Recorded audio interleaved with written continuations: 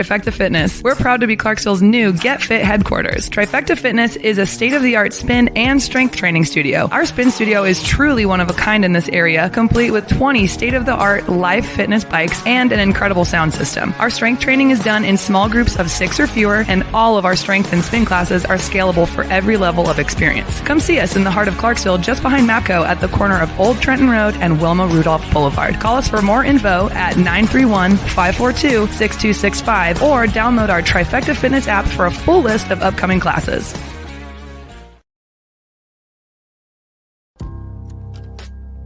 In October 2019, Arlington, Texas was chosen to be the home of a new national museum, unlike any other. The National Medal of Honor Museum will be a unique home of military history. The 100,000 square foot museum will house exhibits, archives, and artifacts relating to the 3,500 U.S. troops who have been awarded the medal, the nation's highest honor for valor in combat.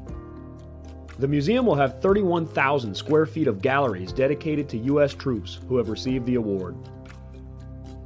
The museum's CEO, former Navy SEAL and NASA astronaut Chris Cassidy, said the museum will focus on education as much as preservation. The building will have 5 areas dedicated to Medal of Honor winners from the Army, Marine Corps, Navy, Air Force, and Coast Guard. The main gallery will be located in a central plaza under a 25,000 square foot slab of steel, which will appear to be suspended in midair. It will be supported by 5 pillars. Black Rifle Coffee is a corporate sponsor of the museum, as are the Dallas Cowboys. The museum's board also includes over a dozen major corporations and 6 Medal of Honor recipients, including David Bellavia, Patrick Brady, and Britt Slabinski.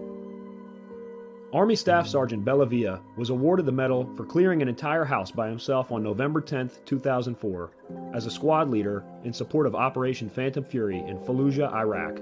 He killed 4 enemy fighters and wounded a 5th in close quarters battle. Army Major General Brady flew and coordinated the evacuation of 51 seriously wounded men during a firefight in Vietnam in January 1968. Slabinski, a Navy SEAL chief and team leader, led a rescue team of SEALs during Operation Anaconda in Afghanistan in March 2002. Slabinski and his team flew to a mountaintop ambush site to rescue Petty Officer First Class Neil Roberts, who had fallen from the back of a helicopter. Slabinski led the team through almost constant combat against an entrenched Taliban force. Along with the board members, former presidents Jimmy Carter, Bill Clinton, George W. Bush, and Barack Obama serve as honorary directors. The museum is expected to open to the public in late 2024.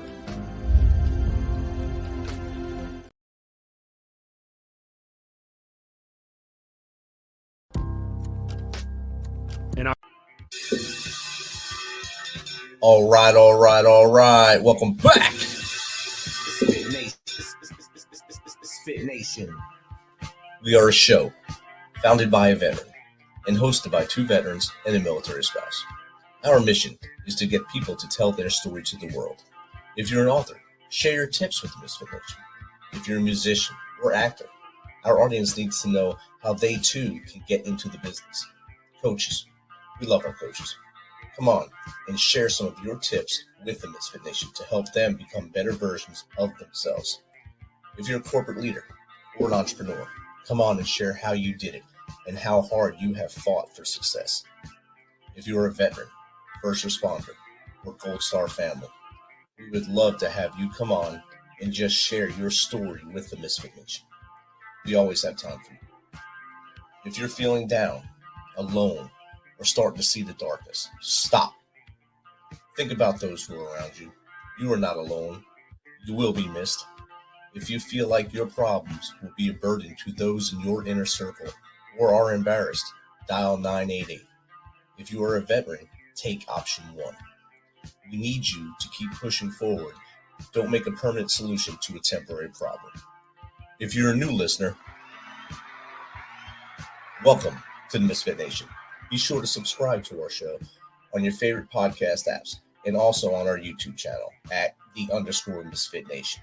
Subscribe and click the bell to keep you up to date with our latest episodes and all of our news. You can also find us on Heroes Media Group and About Face Radio. Now, let's get to the show.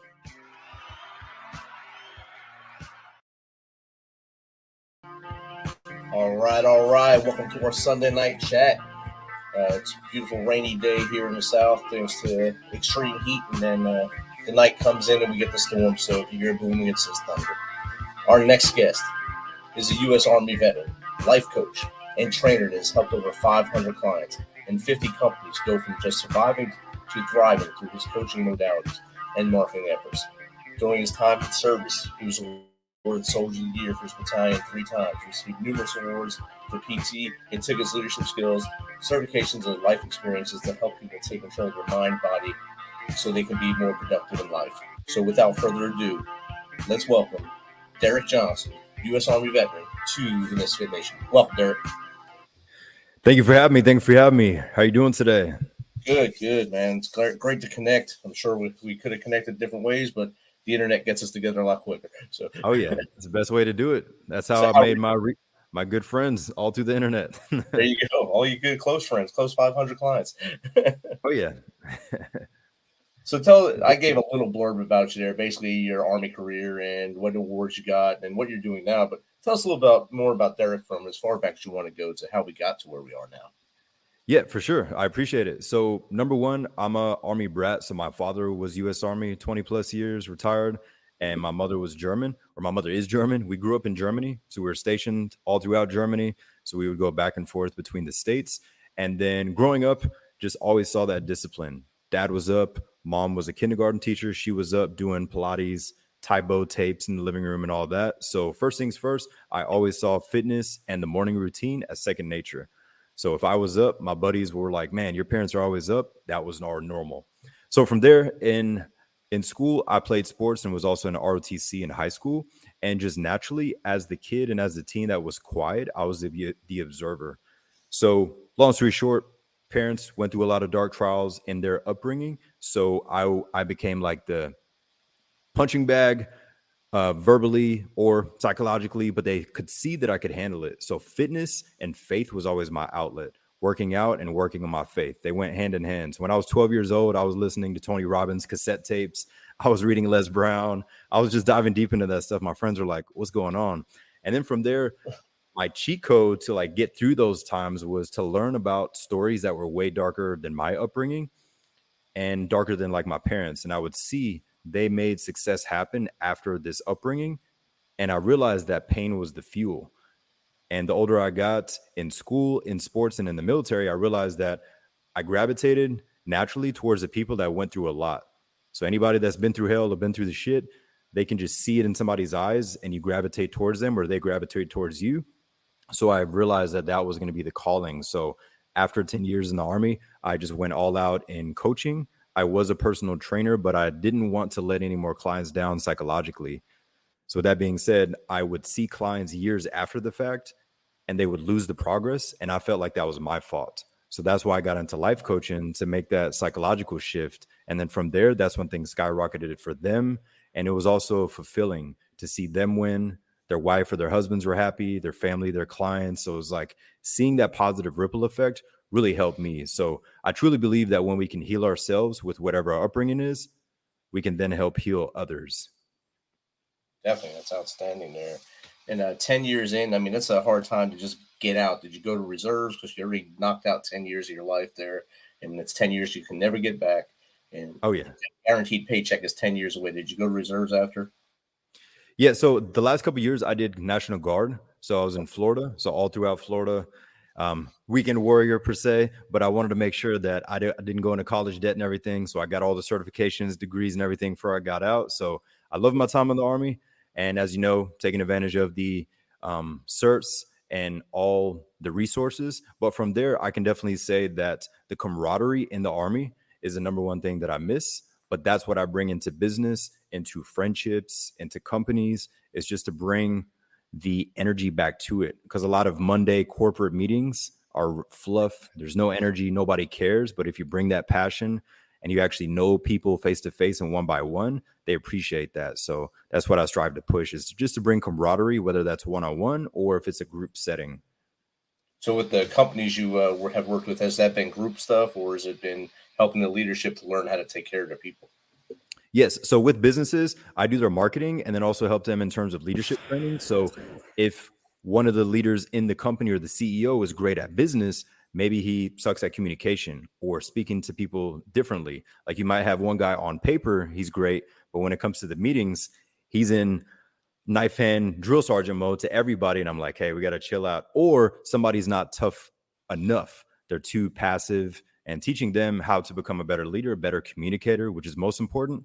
And then in terms of coaching, it's all one-on-one. So there's fitness and then there's life. So honestly, just being able to help individuals identify old patterns that are no longer serving them. Maybe they're carrying around what happened to them when they were 12 or from said divorce, said relationship. So making sure those things don't spill into their professional life and their personal life. So that's the shift that we make happen there on a personal level. And business side is just to help them get more clients, more sales, and then also help the CEO or whoever handles the meetings have better leadership and communication with their team. Both of those are critical to being successful in business, no matter what size business you are. Personality and leadership and communication is number one. If you're not communicating your goal, your mission, you're just basically talking to your mirror in the morning when you go up to shave or brush your teeth. It's the only time you're really talking. After that, you're just hoping things work out. And your upbringing, like you said, shaped you, made you into the strong person you are, made you have the mindset to get up in the morning and do that workout. Seeing your mom do the Thai bow, hopefully it wasn't with Billy Banks. And so my wife used to love those tapes and DVDs. She got there especially after our daughter was born. She'd do a lot of Billy Banks, the Thai bow stuff. And I always laughed and I said, "You can just go outside and work out too, but you're doing it, so have at it." But I chuckled a little bit. Do you see clients that still want to be just alone to do training as far as fitness, and then life coaches? I know life coaches totally. Usually one-on-one, are they trying to get out of their own way to get places? Yes, 100% is trying to get out of their own way. So there's one side that's extremes, as in vices, drugs, alcohol, porn addiction, sex addiction, whatever specifically it is. So making sure that they can overcome that because they feel like they hit the barrier in their professional life. Like they hit a certain level of success, relationship hit a dead stent, and they just hit that level where they're like, I have to make a shift. These vices are holding me back and I need to be able to control them.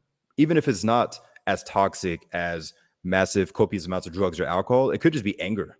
Maybe they can't control their anger or their aggression, or maybe they just never release. So like as men, most of us, we don't open up. We just hold it in, man up, toughen up, hit the weights, do all like to an extent, somebody's going to boil and explode. So being able to help them, number one, with their vices. And then on other ends, it's helping people with their confidence. So I truly believe in what I speak to a lot of my clients is if you're not proud of your presence, then you'll never truly be present. So an example is we're going into summer. People are going on vacations, cruises, trips. Some people are at the pool or at the beach and they don't want to take their shirt off, or they do and they're worried about how they look and they're not present with their family, with their loved ones, and they're never really present. Or if they have to do a group presentation or speaking on stage or maybe even via Zoom, they're so worried about how they sound, how they look, how they come across, how people will perceive them, and they can't truly be present because they're stuck in their own head. So being able to help people overcome that as well. So one would be vices. Two is the main confidence, so they can be proud of their presence. Nice. And that's kind of why I started doing live shows, because I felt when I was doing the pre-records, I was taking away a lot of what was really being said or what the person was really saying. So if you do a live show, there's no editing. It's you. What you say comes out, and whatever I say, good or bad, comes out. So there's no erasing. I mean, there'll be some editing later to get it to the actual podcast, but the live show will be there forever, and they'll be able to see what we do. So whatever perceptions people have, it's there. You have it right now. They see you, they see Derick, they see Rich on the other side of the screen, and we're just talking like two dudes in a corner store or something, talking to each other. Oh yeah. And I appreciate that you do that as well, because it's interesting because as you mentioned, some are pre-recorded and they're edited a ton out, but that raw energy, if somebody slips up, drops the F-bomb, does this or whatever, just people sense that. Like, I'm not for everyone, you're not for everyone, but when people find somebody that they resonate with, that is always the best, when they can authentically be themselves, especially online. People love to play a character, but when we're just wholeheartedly ourselves, it's freeing. We could just be ourselves now. When the camera goes off, if I'm outside, it's definitely the best. It's like Mark Wahlberg said in The Other Guys, I'm a peacock here, let me fly. And that's what I do here. I let you fly. So if you step on it, I usually just roll with the punches. When someone starts to roll and say stuff, I don't break down much. I I'd say, yeah, you're good. I'm sorry I cursed. It's too late now. Just keep going. Yeah, exactly. You just got to go with it. So I know nowadays, coming out of the 2 years of hell of COVID, was it hard to get people motivated after that for you? And do you see the window opening now a lot better for people? I would say during that time in quarantine, from a coaching standpoint, it did help a lot in terms of business, but also in terms of giving people that clarity. So, as you know, during quarantine, people were either winning or losing. Like there was no real in between. Either their relationship got better with their kids and wife, or they hated seeing them 24/7. They're like, oh my God, can you guys leave the house? Like, geez, I'm tired of seeing y'all. So, like seeing those massive shifts, it was either way up here and they just needed an action step in regards to workouts. Hey, the gyms are closed. Or it was extreme low where they were like, I'm binge drinking, I'm going through the drive-through, I'm watching this negative toxic media. So one thing that I found during quarantine was that shift that people needed their alone time to actually be present.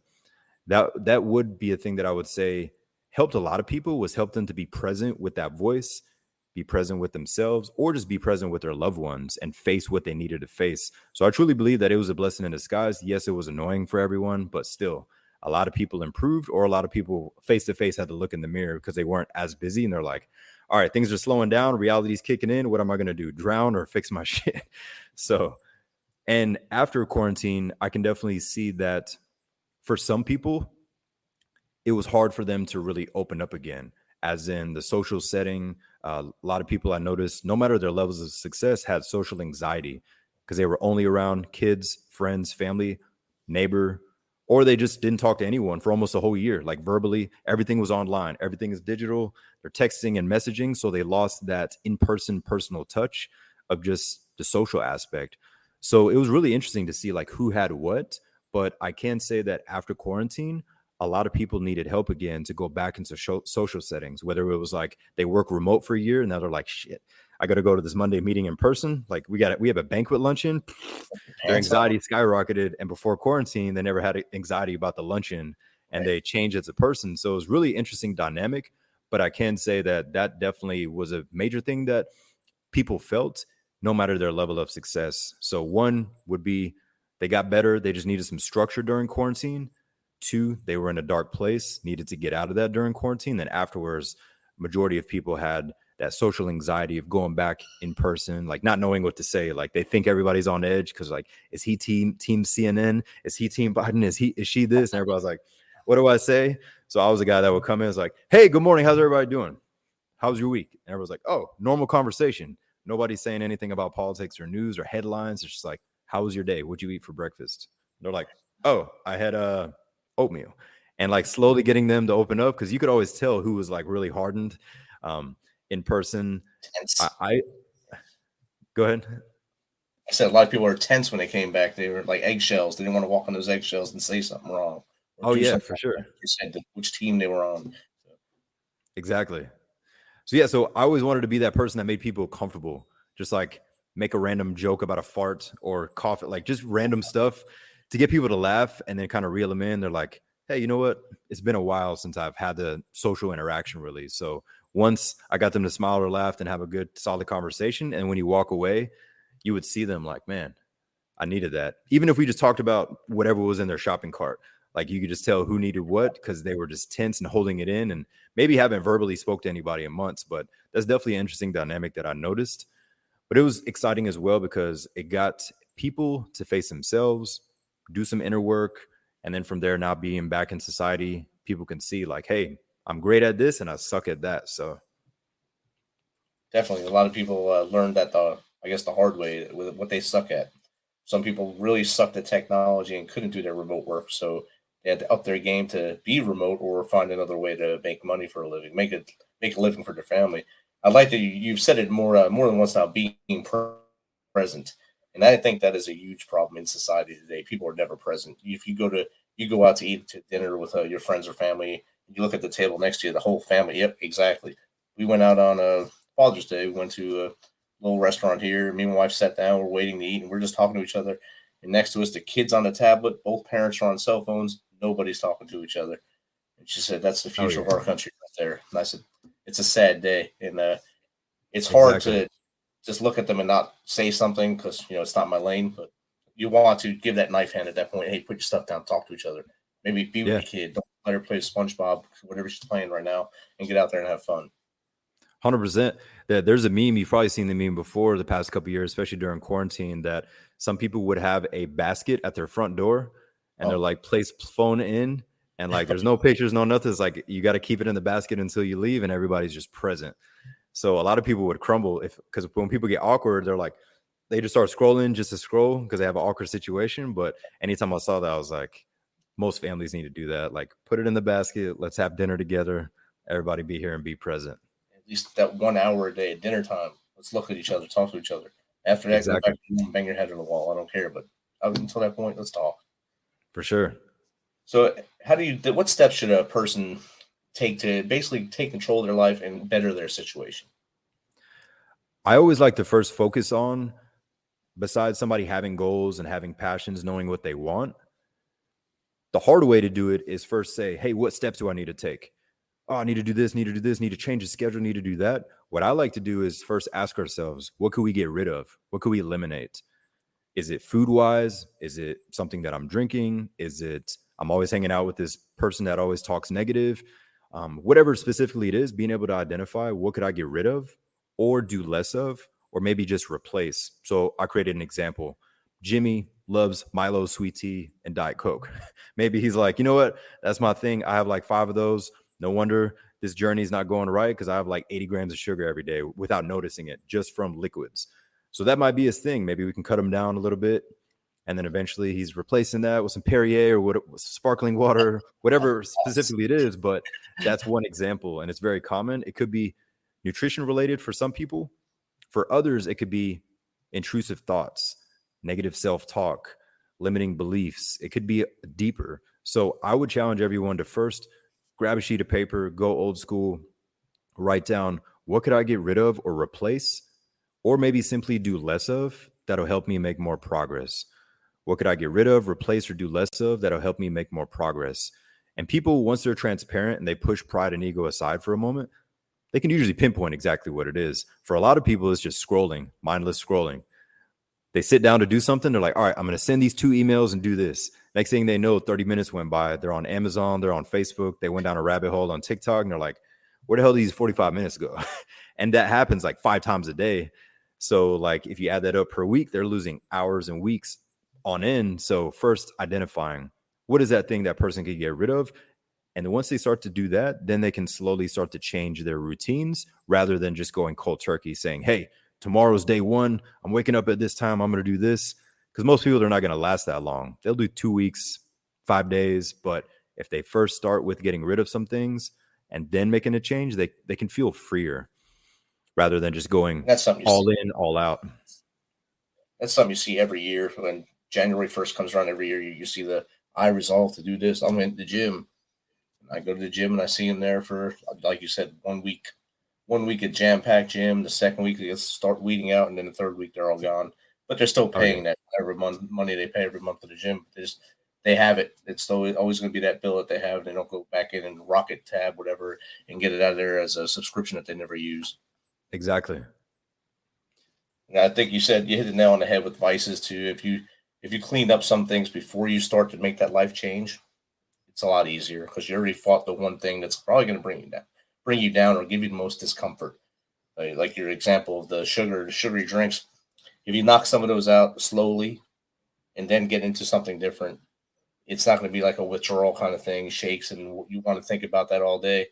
You'll already be gone. You'll be past that. Now you start this new chapter. Exactly. And people surprise themselves what they can do in a matter of weeks. And it's usually the small things that make the biggest change. They like to look for this abstract biggest thing. What is the new hot trend? Do I go keto? Do I do this? Do I read 15 Jordan Peterson books? Like, do I listen to 8 Hour Park? Like, they look for all these massive grand things. And it's like, what is in the pantry? What is in the fridge? And what are you predominantly looking at on social media? Or who are you talking to? Are you talking to negative Uncle Jimmy, who's always complaining about the economy? Or are you talking to Bobby, who's like, man, let's attack our goals. How was your week? Just literally just looking at the basic things, because what people consume in their body and consume in their minds and put in there, that's going to dictate how they feel, their mental state, their physical state, and how they see life Like the same situation could happen to two people. As you know, they could have two different outlooks. One sees it as a challenge. All right, challenge accepted. The other one's like, why me? Why this? Why is this happening, God? And it's the exact same scenario, but it's just the reaction to it. So just by first eliminating some things, people can slowly start to zoom out and say, am I just complaining, or is it really that bad? What am I doing? Is this a pattern? And then taking action. It kind of comes down to mindset. Upbringing has a lot to do with that as well. Your upbringing taught you a lot of lessons, a lot of life lessons along the way, and taught you to be tougher, taught you that fitness is a way out for you. When you felt pain, go work out, go do something else. Listen to Tony Robbins tapes at 12 years old. That's not something I've ever heard on this show before, but that's awesome that you did that. I've had a lot of Tony Robbins, mentees on here. None of them did it when they were 12. They were always in their mid-20s or 30s when they finally listened to his stuff. So you're my number one on that list. I wrote that down here, 12-year-old Tony Robbins. Yeah, it helped a lot where sports, what it truly was, I didn't realize what I was doing at the time. Like I would work out and then I would basically train to exhaustion and then I felt calm. Like I just felt neutral. I didn't go to sleep. I would just feel neutral. And then I would expect the 10 p.m. to like 3 a.m. like alcohol rage at home.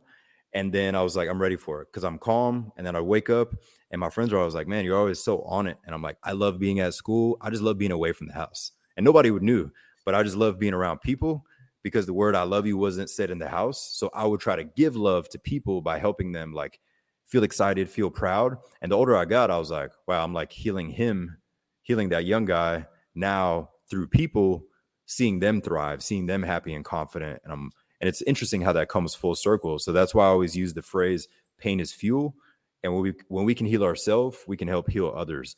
And people can sense that. Like everybody has a different level of energy of who they listen to most.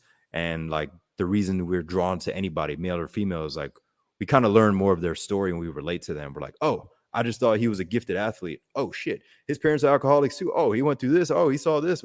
Wow. I didn't know Rich went through that. Okay. No wonder he's the way he is.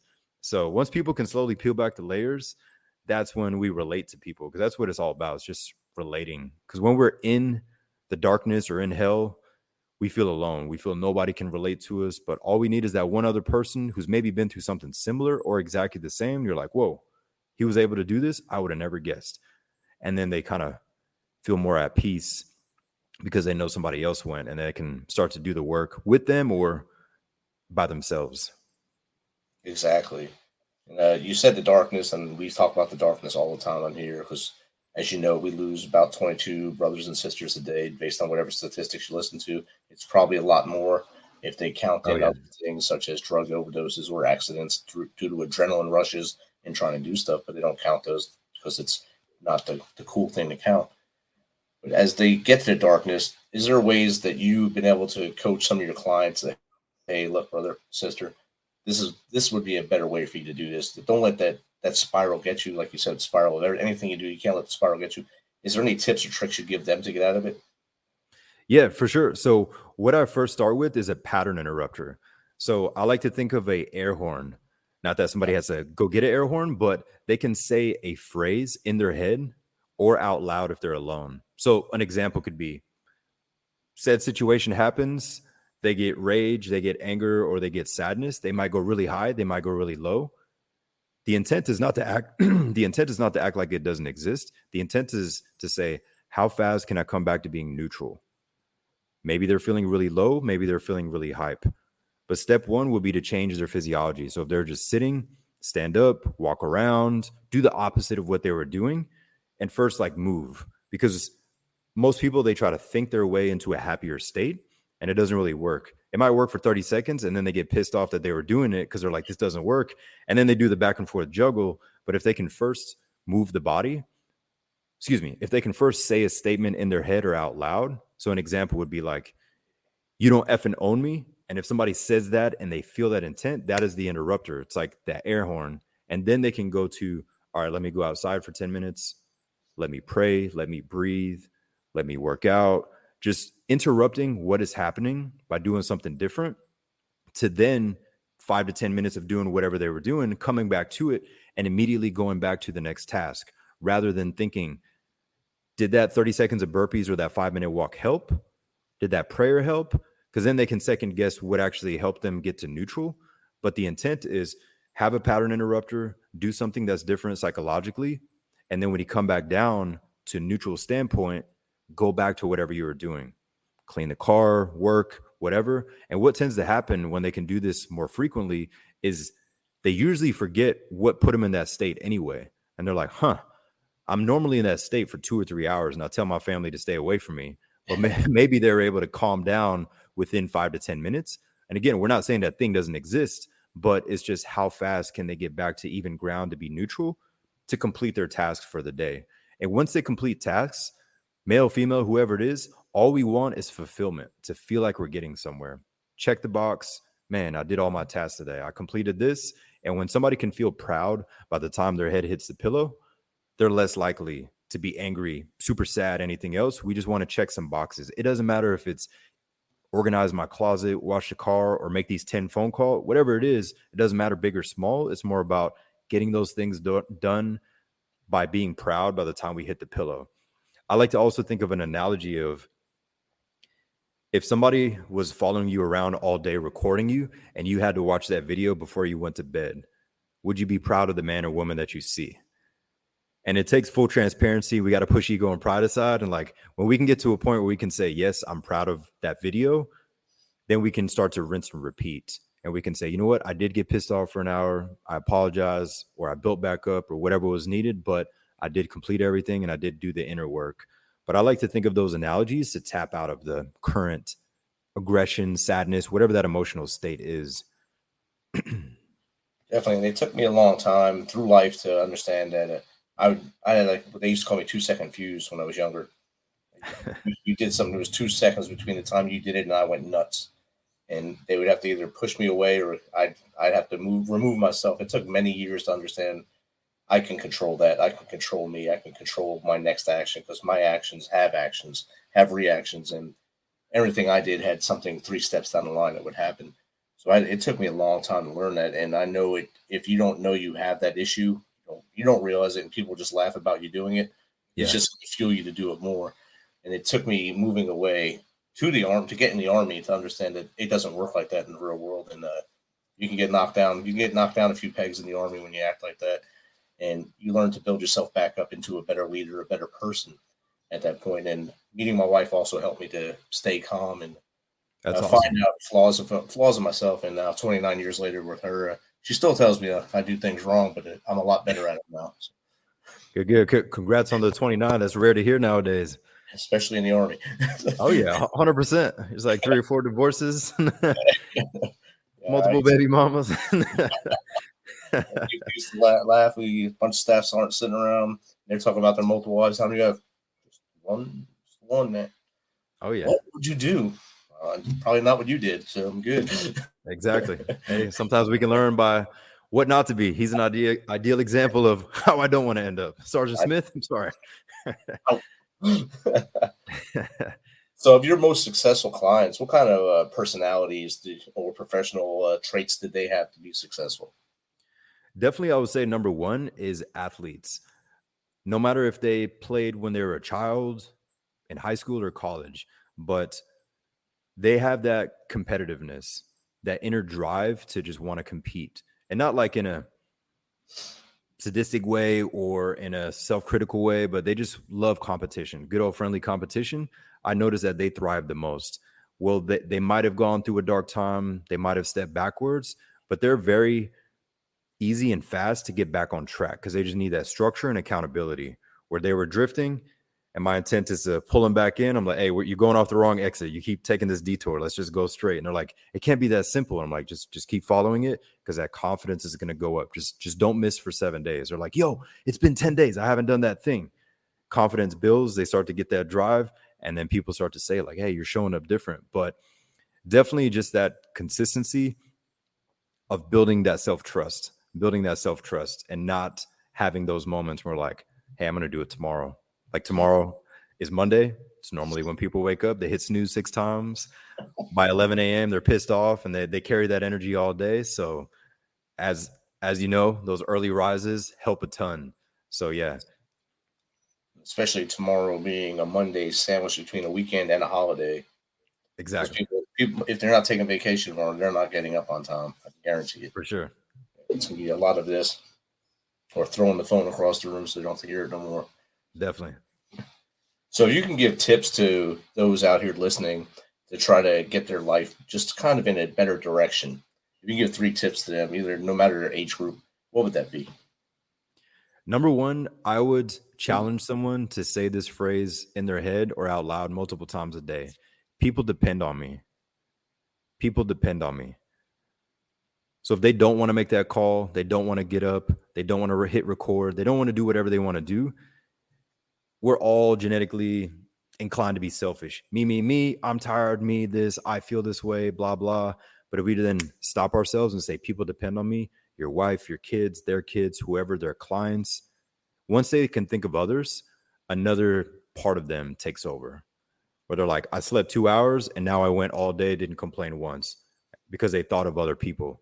And then there could be a day where they slept 8 perfect hours and they're like, oh, and then they're just being selfish. So it's interesting how that works. When we think of family or think of whoever needs us and depends on us, we tap into another version where we're not worried about us. So that'd be tip number one, is people depend on you. People depend on me. How are we showing up?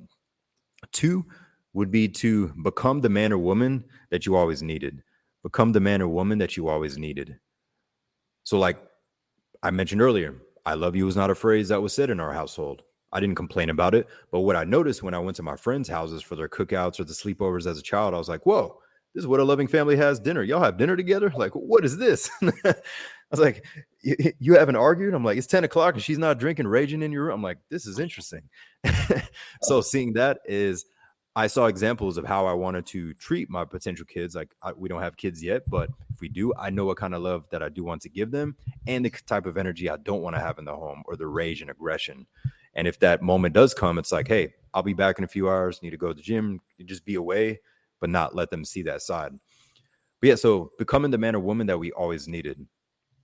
And last but not least is becoming undeniable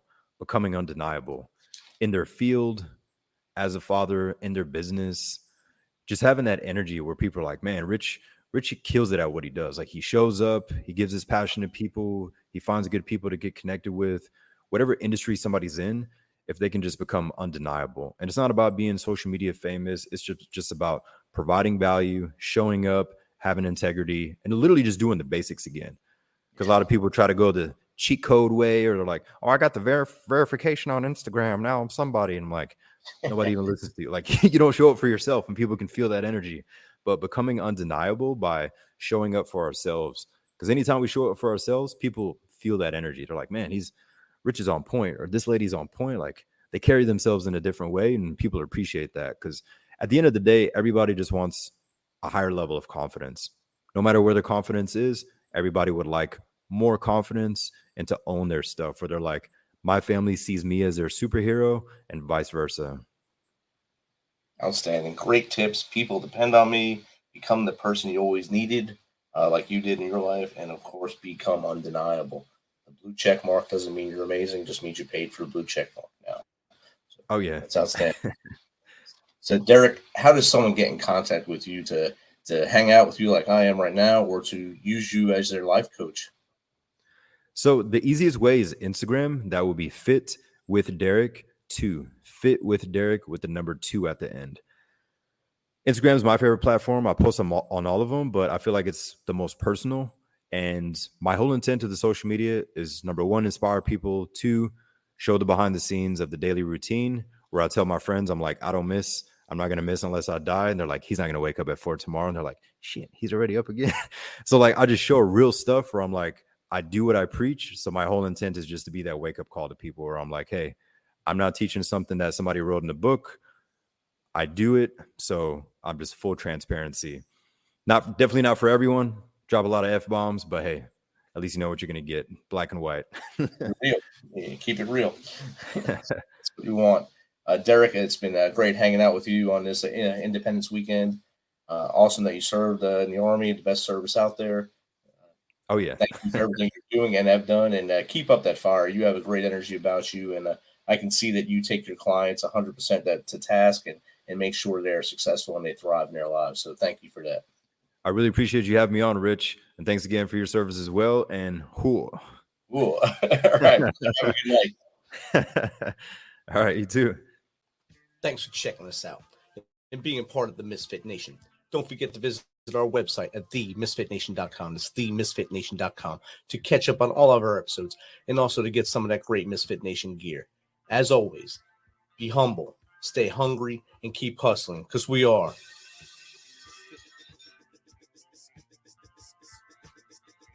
MisFit Nation.